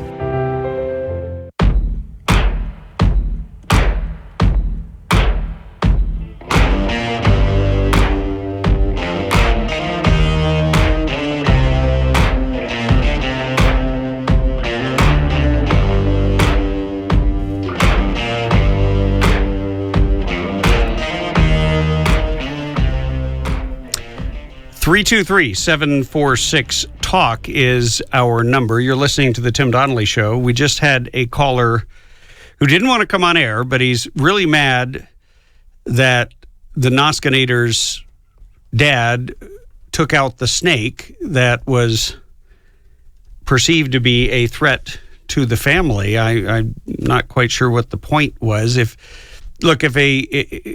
had a 750-pound bear on my back deck, and I took steps to scare it off the deck.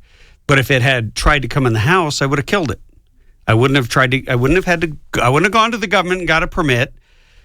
I would have taken it out and eliminated the threat to my life and the life of my family. That's just part of, it's just common sense. And I was a little perplexed by the caller. I don't know if you feel the same. Call in and tell us what the big deal is. 323-746-8255. If you want to get the Noskinator in trouble, now's your chance. Hey, you are controversial. I don't know what we're going to do about you. Interesting. But we were on a long break, and I just happened to pick up the call to screen it, and had a very disappointed listener. I'm sorry. I don't know what to. I'm not quite sure how to handle that. Because your dad had to make a decision. Well, and it's not like the first thing he did was, I'm going to kill the snake.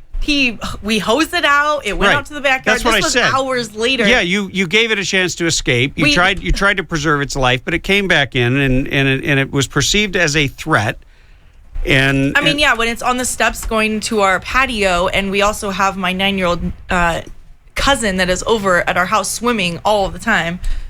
I'm sorry, we're not going to take that risk that the snake's going to bite any of us. Well, you obviously... But we're not snake killers. Well, no. Look, I think you can respect life, and you can respect animals, and at the very same time, if you can't act in self-defense, and self-defense, by the way, extends to individuals like your 9-year-old nephew. Well, it's a girl. It's my little cousin. Oh, niece. I'm sorry. But if you can't act in self-defense, what's the point of being an American? I don't know. Was I supposed to fight it with another snake? No, maybe you were supposed to do what they do in England, which is you have to come in with a lesser weapon. But the inalienable right to defend your life is actually enshrined in our founding documents. It's right there in the Declaration of Independence.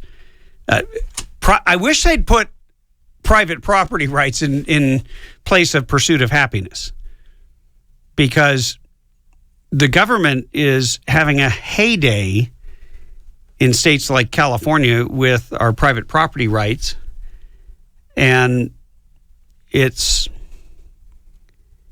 amazing all the schemes that they cook up. I was thinking of the segment we did yesterday with Curtis Ellis on Obama trade.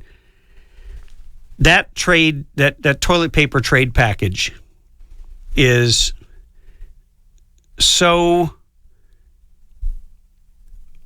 corrosive of the rule of law and of the framework of the founding of this country. And for Republicans to be pushing it. John Boehner. I don't even know if John Boehner is a Republican anymore. I don't know what he is. I think he's a globalist. He's certainly an establishment hack, but he's the speaker. He's a very powerful individual. He's already, by the way, he's lopping off heads. He's getting rid of people. He got rid of 3 individuals who stood up against him on the trade package. And that is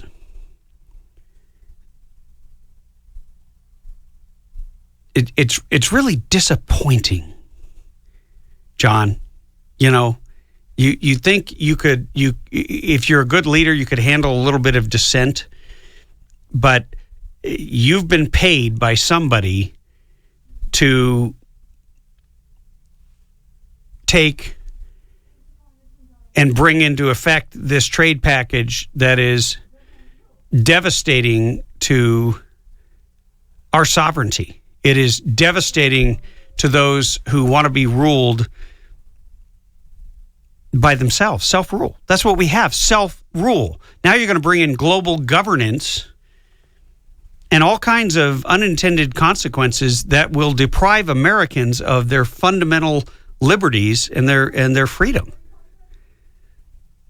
And it's shocking that it's coming from Republicans. And the same Republicans are going to stick it to the little business guy, the small business guy, the mom and pop shops who missed a paperwork deadline. That's who's going to have to be handing over money to the massive public sector unions. We're going to take a call here from Marty in Hesperia. Hi, Tim. Marty, how welcome. are you? I'm doing great. Welcome to the show. The one thing I was thinking yesterday when you were talking about this, and this is a perfect opportunity since you just brought it back up, all of the new illegals and aliens that they think they're going to bring in here at lower incomes and all of that, are these people really that foolish? I mean, this isn't static. They're shooting themselves in the foot. If they're making that much less money, they're paying that much less in taxes. So what are they going to do? Because politicians can't do without taxes. They're addicted to it. So what are they going to do? They're going to raise the taxes to all of us because they're not making as much money because of all of this cheap labor that they've imported? Well, just here in California, they're going to raise your taxes just so you can pay for any shortfall that the union pension funds have if they are run by the state and they were factored in constitutionally, like CalPERS and CalSTRS. They send the legislature a bill, and that bill is paid, period. So if they lost money in the stock market, if they lost money because they sold all their gun stocks, if they lost money because they sold some other stocks because of their little political hissy fits that they have, you and I, and everyone who works gets to pay more in taxes so that we can make up the shortfall. And here, Marty, I thought you were calling about a snake. Well, you know what? I can deal with snakes. I can deal with critters, but the only good spider is a dead spider. I'm with you on that. But we got snakes in the building, and the snakes are people we thought were on our side. John Boehner and Paul Ryan. These guys are going to have to answer for this package they're pushing and the disrespect they're showing to working Americans. I don't understand it. I mean, the more and more they ship offshore, and then they think that, we're going to just, keep buying it. But part of the problem is ourselves, because we as Americans, we like to shop at Walmart and Target and get the best deal that we can. But on the opposite end of that, we expect top dollar for our wages. So where's the win-win in this? And the unions are the biggest problem.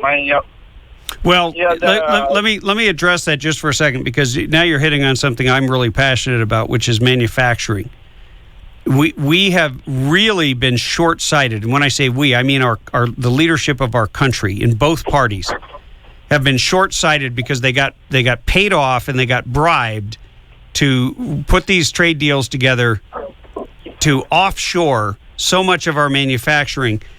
When you take something and take raw material and create something of value, whether it's oil and you turn it into plastic and then you turn it into a part of a cell phone or a computer or an automobile or an airplane, you create wealth within the community, and you create jobs, you create opportunity, and then it serves as a building block of a healthy economy.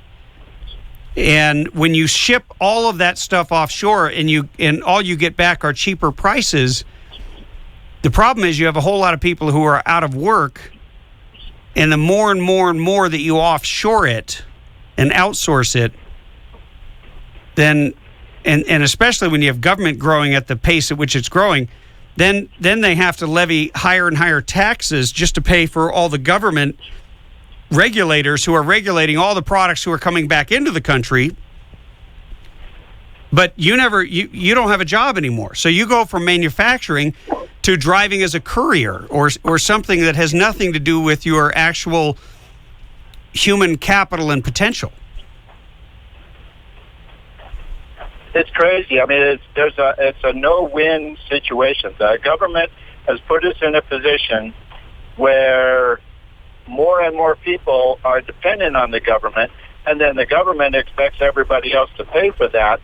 And they think that taxes are the solution. No society has ever taxed itself into prosperity. Well, three presidents have proved that if you lower taxes, the revenue to the Treasury increases because it stimulates growth. It stimulates spending. And when people don't pay taxes, they spend money. Marty, not only does it increase revenue to the Treasury, it does something much more important. It increases jobs. It cuts unemployment. Oh, absolutely. And that right there is desirable by everybody. But the bottom line is they're not going to do it because they've become so big and so monolithic. They're terrified of letting go and lowering the rate because some of them might have to go out in the private sector and work instead of have a guaranteed government job. Hey, we got to take a break, Marty. Thanks for calling in. Oh, thank you. 323-746 talk. If you got something to say, final segment coming up.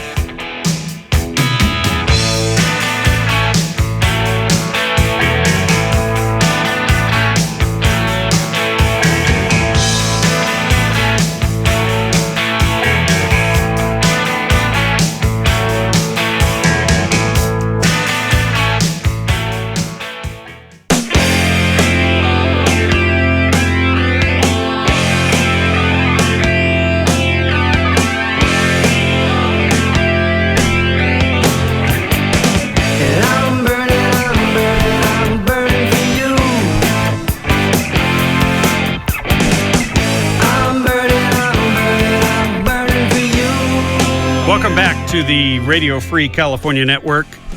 I am your host, former California State Assemblyman and governor candidate, not snake killer. Over the break, I was looking at two headlines in particular. Very, very interesting. I don't know if you know this, but Obama, in this executive amnesty, he gave amnesty not only to those who are in the country illegally, but to those who employed them. So you could employ people illegally in the country. You could exploit them, abuse them, do whatever you want, and Obama wants to give you a pass. One more reason not to give him any power to make any trade deals. But then, meanwhile, back in California, AB 116, it was also SB 89 on the Senate side, same bill. This was a budget trailer bill. Now, you've heard of the Obama phone, right? I'm sorry, the what? The Obama phone? No. Well, yeah, there's a program where if you don't have a cell phone, Obama will give you one. This is part of how he got elected, giving out free stuff paid for by the taxpayers. And it's a really cheap, basic cell phone, the kind that, we used to have to dial 400 buttons just to send one text. I don't even think they have text on these things. It's just a phone, right? You didn't hear about it, but it happened. Well, now I'm going to look into it, but yes. Well, it's okay. It's ancient history because in California, we're going to go a step further. This bill includes $96 million. Because we have a surplus, we're going to spend almost $100 million to cover a special fund deficiency. Anytime you hear a word like deficiency, it means they spent all the money and they want more. In the California Lifeline program. Now, if you have a phone bill, it has on the bottom California Lifeline, and it charges you a tax. Well, the program was meant to provide basically what the Obama phone did. Basic, essential phone service to low-income individuals. It has now evolved into providing smartphones and smartphone plans with texting and internet.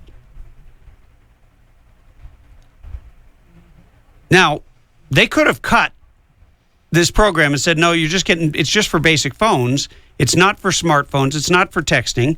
But they decided they want to give out platinum, just like with EBT. You can use it for whatever you want. Strip clubs. You want to go to the liquor store and pick up a Rockstar energy drink. I recommend the Rockstar energy drink, but I recommend you pay for it with your own money, not with mine. But now,